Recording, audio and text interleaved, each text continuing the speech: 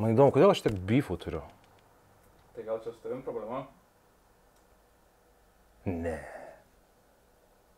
Ne. Žinai ką, man jau atsibodo. Aš vienu kartu tau jau padarysiu tokį šventį. Vakar iš prokuratūros atėjo. Užvakar atėjo kažkokius socrūpybos. Šiandien mokytoja atsivalkėjo. Kiek galima, aš nesuprantu. Taigi, antradienį išėjo vėl tie patys naujas podcastas. Sveikinu sugrįžus, tikiuosi gerai pailsėjot. Buvo ten kalbėta ir apie mane, koks aš ten blogas ir panašiai. Bet nebijokit, mano tikslas šiandien nėra visą tą epizodą narplioti, nors tai vėliau gana nuodugniai darysiu. Bet mano tikslas šiandien labiau yra jums pasiekti pasaką. Ją man šeštadienį atsiuntė Katleris į Messengerį. Ta pasaka, arba tiksliau žinutė, bus viso šito video pagrindas, kuriuo norėsiu jums parodyti ir pabrėžti tikrąją šiuo metu esančią komedijos pasaulio situaciją. Pirmiausia, paskaitysiu jums visą žinutę, o tada ją segmentais galėsime panagrinėti. Gerą dieną, klajumai. Pirmadienį startuos mūsų podcastas ir matau, kad neišvengiamai teks kalbėti ir apie tave. Ne viskas tau patiks, ką išgirsi, bet priešingai nei tavo pasisakymai, tai bus ne iš šiknos traukta, o viešai žinoma info arba pirminiai šaltiniai. Nėra smagu žiūrėti on a personal level, kaip tu sėdi ir krykštauji kaip maža mergaitė, spekuliuodamas apie mūsų su Stonkum žmonų toksiškumą, kai abu gerai žinom kaip faktą, kad per tavo žmoną ne vienas žmogus yra išėjęs iš tavo kanalo. Bet I get it. Čia tiesiog vienas podcastas kalba apie kitą. Fair game. Dėl entertainmento šauktukas. Bet vat ko tikrai negaliu paleisti prausis, tai tie smūkiškų melų, kaip Stonkus gelminės nemyli. Jie ne patys savo programas rašosi ir vagia dar jų žmonas, kitų santuokos lenda ir taip toliau. Čia tik keli pavyzdžiai. Jų yra ir daugiau ir neabejoju, kad daugumos nesu girdėjęs. Kur tau čia entertainmentas? Tu galvoji, kad taip tapsi džokeriu, taip šnekėdamas tu daraisi Discordo juokdariu. Feedini jų deliuzijas savo pletkais, pridengtais kažkokiu krištoliniu rutuliu, taip siekdamas jų peržiūrų ir sukelt beefą su mumis. Beefo mes jokio nedarysim. Jeigu ir toliau skleisi šlikščius melus apie Aistę, Gelminę, Stonkų ir mane, tai prodiuserinė, kurioje mes kartu dirbome, turės pasirinkti, su kuo jie nori dirbti toliau ir nei vienas iš mūsų keturių su tokiu žmogum kaip tu po vienu labelu dirbti nenori. O prodiuserinės pasirinkimą aš jau žinau, nes kalbėjau su prodiuseriu, pažiūrėjęs kelis timestampus, kuriuos jam nusiunčiau, jis ne tik nebandė manęs atkalbėti, bet visiškai pateisino mūsų poziciją. Jau ne vieną ribą peržengė. Nenoriu, kad liktų vietos interpretacijai, jog iš vis draudžiu apie mus šnekėti. Aš ne Putinas. Šnekėk, rašyk, pasakok ir toliau, koks mūsų podcastas šūdinas, whatever. Bet jeigu iš kažkur ištrauksi dal bent vieną wild accusation, tai turėk tada čekius, įrodymus ir šaltinius, nes filmą ir arenas galėsi prodiusuotis pats. Taip pat turiu daug info apie tave ir Vismą, kuri irgi nenorėtum, kad išeitų į viešumą. Nori būti edgelordu, Howard Stern, būk. Tiek aš, tiek Lietuva apsidžiaugtų, bet ką tu darai, this ain't it. Jeigu nori atrašyti šitą žinutę, atrašyk, aš perskaitysiu, bet to mūsų bendravimas ir bus baigtas. Galėsi dar vieną tiltą užsidėti prie garbės lentos, o jeigu sugalvosi paviešinti mūsų privatų susirašinėjimą, tai tavęs laukia teisinė atsakomybė. Taip pat aš turiu žinutę, kurią prieš kelius metus rašė Elena, kad siūlė jai būti tavo meilužė. Žinutė sena, bet pagal datą galima atsekti, kad jau buvai su Vismante. Aišku, rastum ir tu apie mane kompromato. Nesam nei vienas tobulas, bet norėčiau, kad liktų ribų, kurių neperžengim. Išlikim civil. Nekenkim vienas kito karjerai ir gyvenkim ramiau. Tau komedijoje Lietuvoje mažai kas prilyksta. Do that. Kam tau reikalingas vat visas šūdas, aš nesuprantu. Vertink, ką sukūrei, o nežiūrėk, ką kiti daro. Peace. Pasišnekam.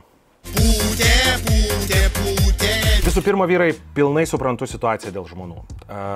Tikrai pagaunu, kodėl norite jas ginti. Lygiai taip pat man irgi skaudu, kai kažkas kabina maniškę. Šitoj vietoj mes turime bendrą sutarimą. Nes kaip yra sakoma, tikrai nustebau, kai Gelminė ir Aistė pasitraukė iš podcastų rinkos. Reelse girdėjau daug skausmo Aistės balse. Patikėkit manim, tikrai, net tokiam urodui kaip aš kažkas ten sudrebėjo. The Grinch's small heart grew 3 sizes that day. Pilnai suprantu ir Rolandą, kai jisai sakė. Ir tada man, žinai, ant mano žmonos užpuolė, esi man ausis kaista, aš negaliu, žinai, dabar taip ramiai kalbėt. Tie, kas nežinote, kas nutiko, Rolando žmona Ieva postino storius savo 100 000 sekėjų, rašė komentarus, bet kitaip ragino žmonės mane cancelinti mažaūgio skandalo metu. Taip pat suprantu, jog ji dirba su neįgaliaisiais, bet jeigu ji būtų man parašius ir pašnekėjus apie tai prieš skalambinamą visais tais varpais, būčiau, reagavęs labai kitaip. Kodėl? Todėl, kad man yra rašęs ne vienas žmogus, kuriam per savo naglumą esu užlipęs ant pirštų. Tie, kas varė ir grasino, dabar vaikšto be kairio kiaušo. Tie, kas šnekėjo gražiai ir pagarbiai, bent kažkokia forma gavo tai, ko norėjo iš manęs. Taisyklės paprastos. Grasini arba atvirų tekstų kėsiniesi mano finansus ar verslą, gauni viešai per snapą. Bet manau, Ievos klausimas yra uždarytas, ji vėliau man parašė paaiškinimą apie situaciją ir matosi, kad žmogus tiesiog pasikarščiavo, todėl jaučiu aš jau šitoje vietoje davęs pakankamą atsaką tiesiog. Kalbant tuo tarpu apie maniškę, kurią čia taip nori apjuodinti, tu, Katleri, net nežinai nė pusės, kokia mano žmona gali būti žoska. Viską, ką dabar galvoji, ką girdėjai ten iš visokių įsipiktinusių kitų žmonų, ar kažkokių ten pasipiktinusių kokių nors ten darbuotojų, ar dar kažko. Visą tą dabar padaugink iš 3 ir gal bent pusę suvokimo turėsi, kokio charakterio, naglumo ir kovingumo jinai žmogus yra. Dabar žiūrovai, klausimas jums.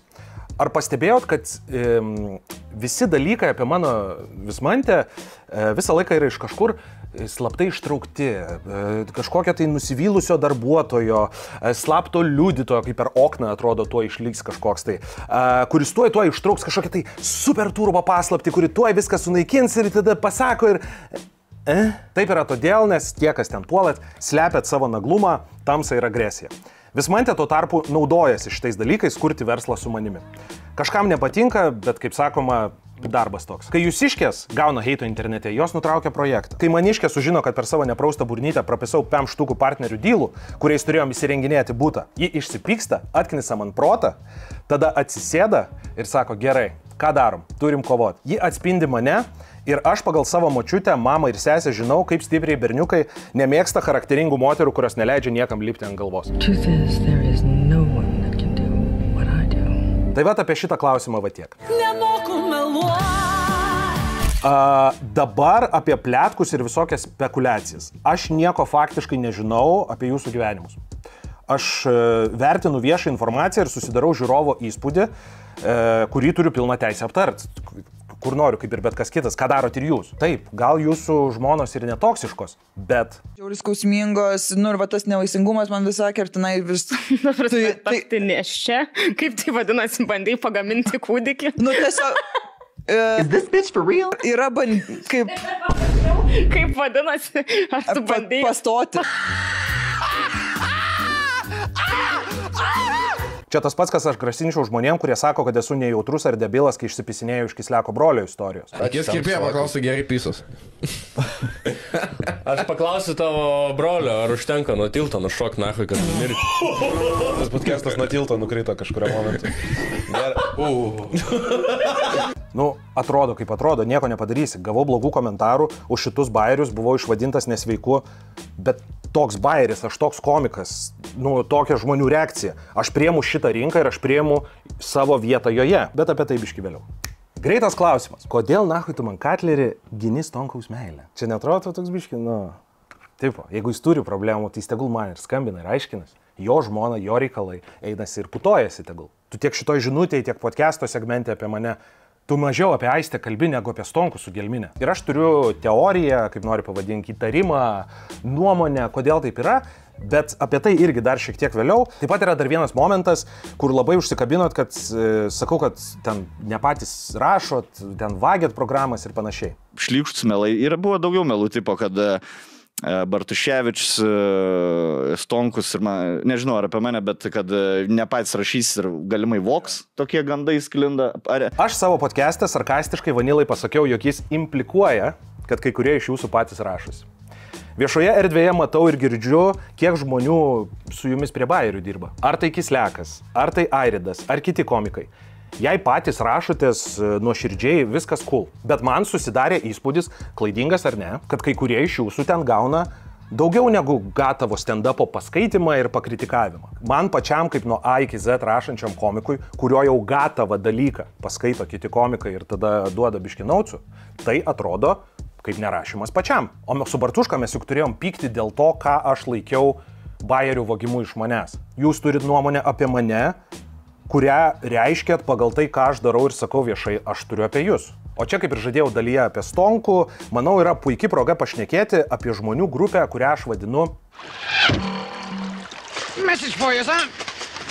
Aš šitoje rinkoje jau pakankamai metų, jog man pradeda, kartotis jau dalykai. Tie patys grasinimai, tie patys personažai, pirkšlenimai, bifai darosi panašus. Ir vienas iš tų minėtų mano personažų, kaip aš sakau kabutėse, yra mano šmaikščiai vadinamas pasiuntinys. Tai žmogus, kurio rankomis daromi dalykai, nes šeimininkas pats bijo tvarkytis. Pavyzdžiui, šituo metaforiniu pasiuntiniu galiu pavadinti savo buvusį operatorių, kuris grasino tais pačiais bairiais, kad tuoj nuvers mane, sunaikins, nors interesas buvo galimai kito žmogaus. Jūs galvojat, šiaip savo pravardės Sasaitis atsirado, nes žmogus gyvena iš to ėjimo ir nešimo kitur žinučių. Ir žinok, Katlerį, nebūčiau gyvenime pagalvojęs, kad tu įgriūsi į tą pačią kategoriją. Kai užvirė podcastų pilietinis karas, buvo tarkuojamas jūsų podcastas, Kulitaitė, aš, Rifas, bet kažkodėl viso šito metu daugiausiai šakojosi tik du žmonės. Aistė ir tu. Aistė ėjo aiškintis apie podcastą, rašyti komentarų Rifui, postino storių susirašinėjimais. Viską trynė, tu irgi atbėgai grasint, ir... Aš turiu įtarimą, kas čia nutinka kas kartą. Egi savo video irgi pašalino, Aistė irgi trynė, tu irgi. Aš manau, kad jums, gėda tiesiog, man būtų gėda. Nes, pagaunu, daryti dalyką, kuriuo iki galo netiki, už narcizą, kuris tave yra įtikinęs, kad tu be jo negali ir vienintelis būdas dabar susitvarkyti, tai yra eiti, ginti ir dėl jo degintis. Ir Katlerį, tu dabar tą ir darai, tu deginės, brolau. Supranti, tu aiškinės už kitą žmogų, kuris turėtų man pats tokius dalykus sakyti, bet palaisgi man kažkada skambino, tada išsigando, padėjo ragelį ir pabėgo. Ir aš pagaunu, jis dabar turi LRT Late Night'ą, kuriam reikia būti super clean ir į šitą purvą su manim paršu jisai lyst, nebenori.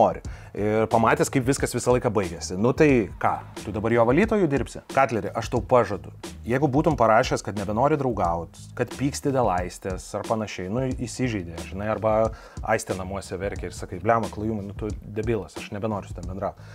Aš būčiau supratęs. Tikrai, šito video nebūtų dabar. Aš būčiau supratęs, aš biznį ir šeimą darau vienaip, tu darai kitaip, viskas fair, sakyčiau, slabakiška, nenori bendrauti, bet tu biški nuėjai per tolį jau. His hair, whack. His footsteps, whack. The way that he talks, whack. The way that he doesn't even like to smile, whack. Me, I'm tight as fuck. Teismais ir atimtais darbais grasintis, yra... O šitą tu padarai klaidą, Pidrė. Yra tokia auksinė taisyklė, rimti žmonės negrasina. Jeigu, pavyzdžiui, Kulitaitė turėtų kažką rimto Emiliui, nesiųstų teisinių pretenzijų, jį eitų tiesiai į teismą. Bet daryti rimtus judesius reikia ryžto ir žmonės, kurie turi kažkiek galios, šiais laikais yra pratę, jog užtenka jaunus komikus arba iš podcastų išėjusias merginas pagrasinti ir tada žmonės tyli. Bet Katlerį, tu ne ant to užsiroviai. Pirma, dėl žinutės vietos, kurioje sakai, jeigu dar kažką meluosiu apie jūs, tai padarysi, kad nuimtų mano filmą ir arenas, kurios bus kitais metais ir tada pridedi, kad jeigu pasidalinsiu šitą žinutę, manęs laukia teisinė atsakomybė. Mėlieji, norėčiau čia šiek tiek paskirti laiko ir jums paaiškinti, kas yra ta... May I approach the bitch? What did you say? I said, may I approach the bench?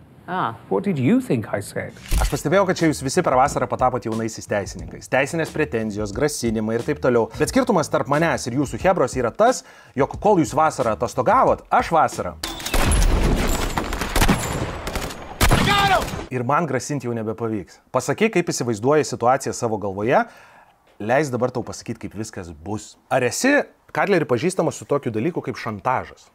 Ne? Leis supažindinsiu. Tu man aiškiai ir paprastai pasakėjai, kad jeigu toliau kažkas nepatiks, ką kalbėsiu apie tavo viešai girdimus gandus ar viešą turinį, tu paveiksi mano pajamas ir projektus prodiuserinėje, kurioje abu dirbame. Grasini, kad žinutę paviešinus manęs laukia teisinė atsakomybė ir žinok, grasinimų viešinimas, nėra nusikaltimas. Tai žiūrėk, dylas toks. Jei mano emailą ar stalą pasieks koks nors tavo grasinantis popiergalis, aš imsiuos tada dylint su tavo prisipažintų šantažu, kas jau yra baudžiakas. Tau dar nespėjus man sarkastiškai atrašyti, tavo jau žinutė buvo pas mano teisininką nuskrinšotinta ir čia matai ieškinio outline padėta tokį. Žinau, kad jums patinka mano papkės labai, tai štai dar viena. Prie ieškinio dar padirbėsim, bet patikėk manim, namų darbai labai gerai padaryti jau. Nes matai, ne pirmas vaflis man grasina teismais už tai, kad ar bajeriai mano, ar ten podcastų temos nepatinka. Jūs visi va tokie čia ateinat. Nes tu pats gausiai snukė, šaika turi ahujeną 12-13 metų, tai ble tave atspyzdins. Va bus anako, blėti gal. Kalbant apie galimo ieškinio pildymą, tai žinau, kad viskas tavo rankose. Jei viso šito reikalo metu man bent pakvips, kad prodiuserinė kažkaip nebedaro filmo arba ten magiškai atšaukia pasirodymus po tavo spaudimo jiems, eisim aiškintis, kiek pajamų dėl to praradau. O tos pajamos jau yra susitartos raštu, e-mailais jau sutartis yra atsiųstos, tai čia jau niekur nebeišsisuksi. Jeigu labai nori, galėsi savo namo įsirengimo lėšas leisti ant mano butą. Man dabar su partneriais sunku, tai žinok, arba prodiuserinė, arba tu man sumokės už tos darbus, tai rinkis. Atėjai rimtai nusiteikęs pagazdint, bet matai, nepastatėjai. Aš dabar užimtas filmo preprodukciją, sėdžiu su režisieriumi, dirbame prie scenarijaus, poliruojame ir aš tam skiriu labai daug laiko. Jei man staiga magiškai kažkur praneš prodiuseris, kad dabar staiga pas mane atsilaisvino pusę metų, tai žinok, aš užsiimsiu šituo teisiniu projektu ir tu pamatysi, kiek aš autizmo turiu. Buvo tokia situacija, jam paskambino iš LRT netgi. Ir pasakė, sako, yra ta moteris, jinai jautresnė, jinai turi psichologinių problemų. Žinai, jinai taip, kaip Klojimas sako, jeigu eina į viešumą, tai čia, ble, turi. Ir dar vienas dalykas. Su manimi nekalbėjo LRT, nei telefonu, nei kažkokia kita korespondencija. Jei man kažkur įrašė, aš tikrai nemačiau, jokių žinučių nėra sininta ir žinau, kad su jais nekalbėjau, apart vieno kolegos, kuris ten dirbo, bet jis man tiesiog pranešė apie sujudimą ir nieko neatėjo kaip LRT pranešėjas, kuris man sako, dabar reikia išimti ir panašiai. Tai tokio pokalbio nebuvo. Tai dabar, kai vadžinai šitą informaciją, labai gerai pagalvo Katlerį, ar nenori atsimti žodžių, jog aš kažkaip atstūmiau nacionalinį transliuotoją, ar ten dar kažkaip, ar kad ten jiems pasakiau kažkur ten eiti ant 3 raidžių. Kai jie manęs paprašė išimti video arba labai gražiai su manim šnekėjo. Labai gerai pagalvok, ar nori šitą dalyką teikti. Good luck. Gerai, kažkokia pana tau rašo, kad siūlau jai būti mano meilužė. Ok. Paskutinis mano velniavimo etapas buvo santykių pradžioje, su tuo metu dar mergina, o ne žmona. Ir aš apie tai net kalbėjau pas Rolandą nepatogiuose klausimuose savo pirmuose. Ir mes su Vismante jau seniausiai tai esame išsiaiškinę. Apskritai, piršlybose, santuokoje ir santykiuose aš esu ramus, nes aš greitai labai išaugau berniuką pimpaliuką ir tapau vyru. Tai žiūrėk, viešink tu viską, ką tu nori. Trauk kažkokią random mergą iš meišto bylą kartu su savimi. Tada trauk mano neviešą asmenį žmoną su savo nuostabiais screenshotais. Ir pažiūrim, kas bus. Jei dar netiki mano teisinę išmonę, patikėsi, seniai, tikrai. Ir apskritai, pats irgi sakei, buvom draugai ir aš tavo srutų iš čiatų, apart grasinimų, jau pagauni, neviešinsiu. Bahūrai šnekasi tarpusavį visokiom temom, ten už kamerų, anerolai. Ir šiaip, tu Katlerį kaip panevežioks turėtum suprasti, kaip žmonės žiūri Krisas, apskritai. Tai prašom, velk šitą šūdą toliau, man su žmona dėl to viskas yra ok. Aš kaip ir tau atrašiau į tavo žinutę, prieš tau ištrinant ją, do your worst. No. Wait. Man įdomiausia dalis viso šito dalyko buvo, kad tu žinutę užbaigiai maldavimais išlikti civilizuotais. What? Bro, what are you talking about, man? Turinyje šnekamės, mes šiaip, turinyje, čia kur darom, čia nėra realus pasaulis, čia turinys. Mes šnekamės, pravardžiuojamės, klausom vieni kitų gandų, juos aptarinėjom. Jūs visus mano bifus aptarinėjot, vyrai. Su Bartuška kikenot kaip hienos, ne vienam podcast'e sakėt, kad esu kažkoks ten psichas išprotėjęs, su kuriuo niekas nenori dirbti ir kažkaip pasaulis važiavo toliau. Bet tik paliečiau jūsų temas, iš karto grasinimai prasidėjo. Well, then everyone loses their minds. Man podcast'ai yra kaip amerikietiškos imtynės. Mes vieni kitus kolautinam, čia visaip taršom. You're a boy. Čia viskas fake, čia interneto dramos. Bet tu, Katlerį, nusprendė viską traukti į realų pasaulį su šantažu ir teisiniais grasinimais. Tai tada laukia realaus pasaulio pasiekmes. Bet aš suprantu, ten jūsų chebra tokia, kai sakot... Seniai, ką apie mus pagalvotų, pavyzdžiui, jeigu išeitų Rokelis pradėtų repo gabalus apie mus grašinį. Tai, nepadarytų, nes jūs va taip bendraujat su tais, kas jūs kritikuoja. Apie mane žmonės kalba, pyksta ir daro repo gabalus, nes yra tam laisvė. Tai nereiškia, kad aš šūdą valgysiu ir šikną prasiskėtęs eisiu į priekį. Ne. Jeigu tu nori, sakyk, jeigu tu turi ką įrodyti, aš tą iššūkį priimsiu. Bet aš savo aplinkos negazdinu slapčia atsisėdęs žinutėmis, kas jam bus, jeigu žmogus ten kažką padarys, jeigu jis, aišku, manęs pirmas nepuola. Aš nesiunčiu savo beždžionių tvarkyti savo reikalų. aš viską darau viešai ir su savo veidu. Are you really as good as they all say you are? Every once in a while. Todėl viso šito vyriško išstojimo ir grasinimų lavinos pabaigoje rašyti, davai, būnam civilizuoti, žinai, nieko nedarom, čia toks, kur prieina, taip, pam, įpisi, bet davai, nebesimušam. Va toks, taip. Gerai, pasipykom, dabar laikas analizai. Jūs savęs klausite, žiūrovai, ką reiškia šios skyriaus pavadinimas. Tai va, yra toks terminas Amerikos šou biznėje, ir kitose srityse, bet, čia apie mus dabar, pulling up the ladder arba lietuviškai užtraukimas kopėčių po savęs. Mūsų sferoje tai yra reiškinys, kuomet edžiai ir kontroversiški komikai, arba kitų sričių žmonės, pasistatę karjerą, ima moralizuoti kitus dėl tokių pačių dalykų, tam, kad kiti tuo metu kylantys žmonės negalėtų sudaryti konkurencijos. Komikai įsipatogina, gauna dylų, kuriuose nebegali daryti kontroversiškų dalykų ir tada trukdo kitiems, kas dar turi ragus ir dantis. Tas ladder pullingas vyksta visur. Darbuose, sporto komandose ir ypatingai čia šou biznėje, nes mums lengva pamiršti, jog ten Stonkus kapodavosi su Ražicku. Katleris Facebooko komedijos laikais kibindavo Šalčiūtę dėl savo naudos. Ir Rolas ir toliau vartosi kaip dėl to savo netyčia įdėto Jeftoko pasisakymo. Visi mes čia esam aršus, visi čia mes kažkokias tai ribas perženginėjom, bet nereikia aiškinti, kad jūs kažkokie kitokie. Jo dylinimas, tas votabautizmas, pakišinėjimas kitų. Būtent, aš tuo votabautizmu ir toliau užsiimsiu, nes tik jums jis yra neigiamas. Nes šitų kopėčių jūs nebeužsitemsit. Todėl tiesa apie mane yra, kaip ir sakau, aš toks pat kaip ir jūs.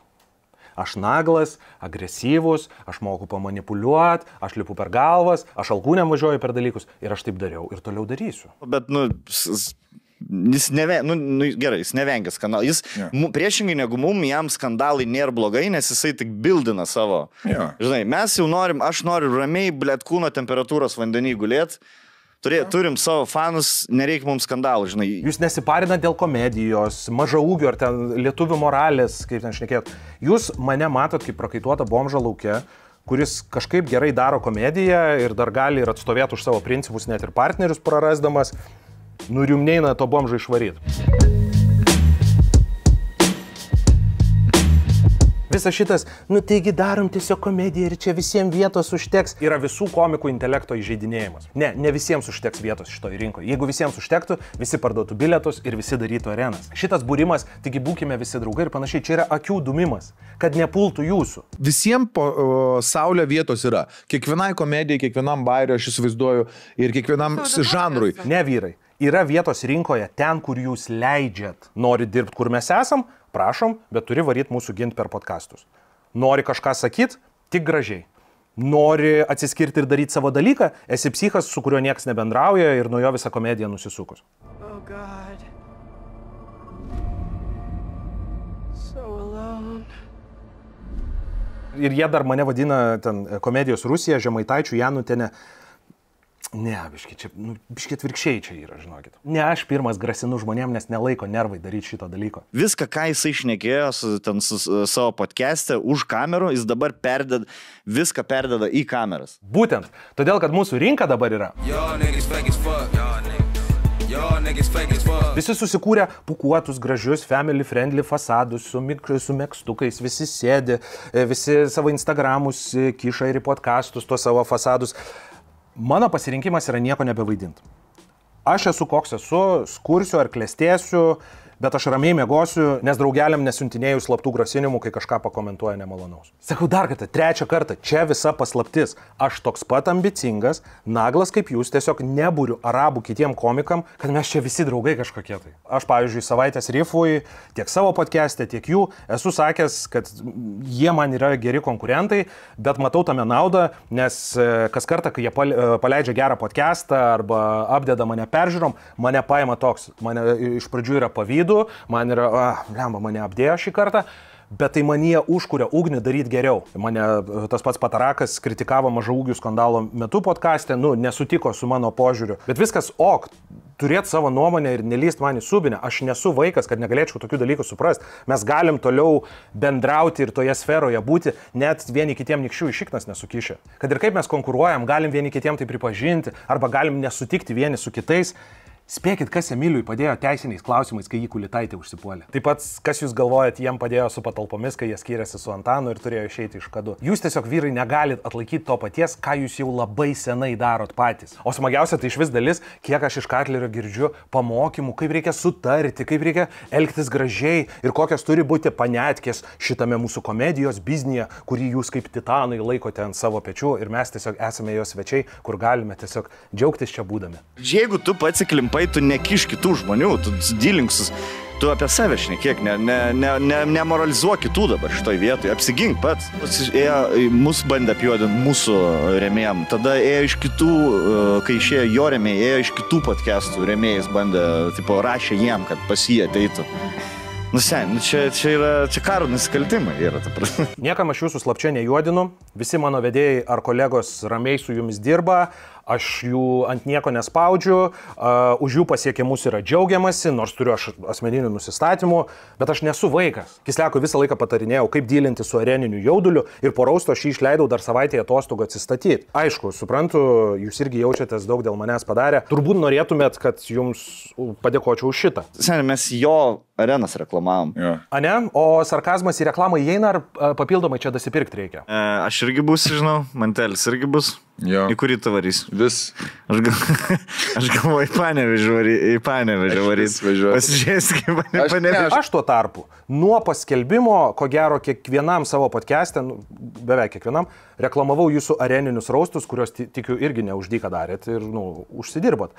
Aš reklamą dariau nemokamai. Ir mane iš raustų atkvietė dieną prieš ir aš dėl to nebegalėjau net atšaukti viešbučio. Very cool.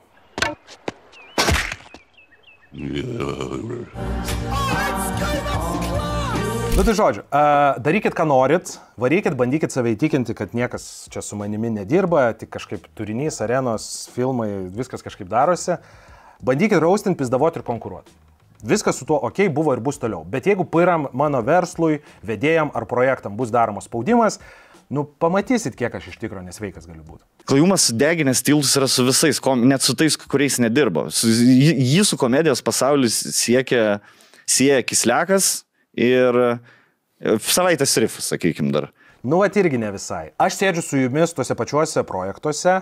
Aš kaip ir jūs visokiomis kadų auksinėmis kortelėmis apdovanotas esu, aš sėdžiu bazaruose, dirbu tose pačiose prodiuserinėse, esu kviečiamas dirbti tuos pačius teliko kanalus, tai su jumis manęs dalykai nebesieja, nes aš jums iš delno nevalgau. Pajutot kvėpavimą į pakaušį ir nusprendėt pabandyti padaryti spaudimo per kitus, silpnesnius ar mažiau žinomus komikus, kad atrodytumėt kaip dauguma, kurie čia nuo klajumo nusisuko. Ne, čia jūs tiesiog sukiojat taip ir tiesiog, aš manau, tai yra dėl to, nes nenorit, kad augčiau toliau.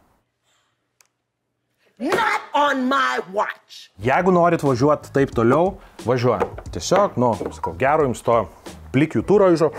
Jau viskas, aš net nieko nevalgau, aš esu iliuzija, suprantat? Kol jūs jau galvojat, kad mane pagavot, aš jau kitam kambario galėsiu ištraukti grybų stovą. Iki.